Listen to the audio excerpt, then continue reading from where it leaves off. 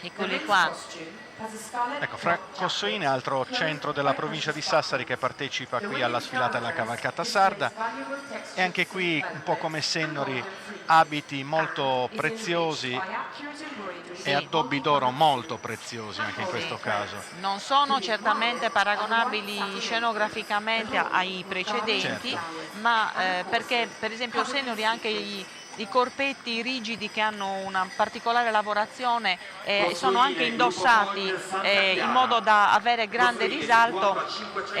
Questi di Cossoine hanno i soliti boleri, ne vediamo anche alcuni molto belli d'epoca, e diciamo che è difficile qui avere la possibilità di un accordo con la regia, che non può naturalmente inquadrare quanto noi vorremmo di volta in volta, sarebbe impossibile farlo, però è possibile scorgere un'alternanza tra capi di grandissimo pregio e valore anche di documentazione storica dell'abbigliamento e capi invece ricostruiti a scopo folcloristico.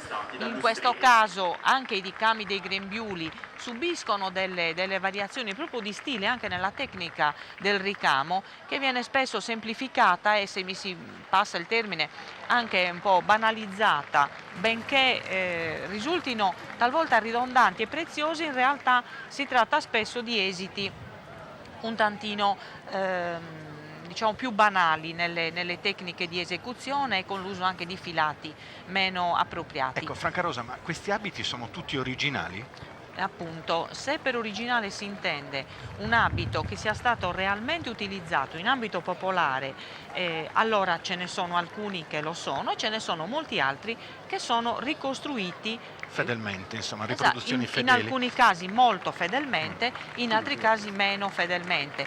È vero che laddove la tradizione locale si sia mantenuta viva con le artigiane, le maestre esperte nella preparazione di questi abiti, questa riproduzione è avvenuta senza grandi traumi. Più fatalmente accade che laddove la tradizione si sia interrotta, spesso le riproduzioni abbiano qualche diciamo carenza. In questo caso stiamo vedendo degli abiti, direi, coerenti con la tradizione. Bene, adesso lasciamo spazio con le nostre immagini al gruppo folk Santa Chiara di Cossoine.